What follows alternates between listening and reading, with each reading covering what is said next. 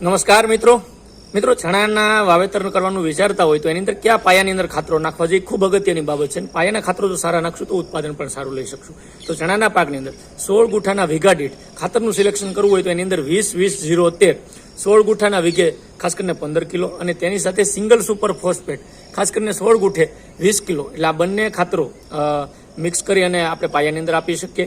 કારણ કે આ બંને ખાતરો આપવા પાછળનું એક તથ્ય એ પણ છે કે સિંગલ સુપર ફોસ્ફેટની અંદર ફોસ્ફરસ, સલ્ફર અને કેલ્શિયમ જેવા તત્વો મળશે એટલે આપણે વધારાનો એનો પણ ફાયદો મળી શકે અને સલ્ફર અને કેલ્શિયમનું કામ પણ ખૂબ અગત્યનું છે. મિત્રો, આ ડોઝ જો ન કરવા માંગતા હોય 20-20-0-13 ને સિંગલ સુપર ફોસ્ફેટ ન આપવા માંગતા હોય તો તેની સિવાય બીજું ખાતર છે 12-32-16.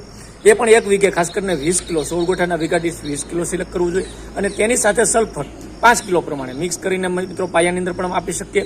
અને આ પ્રમાણેના બેમાંથી કોઈ પણ એક ડોઝ 20-20-0-13 અથવા તો 12-32-16 એ ડોઝ નક્કી કરીને જો તમે ચણાના પાકની અંદર અખતરો કરશો ખૂબ સારા પરિણામો અને ખૂબ સારું ઉત્પાદન પણ મિત્રો મેળવી શકશો. આભાર.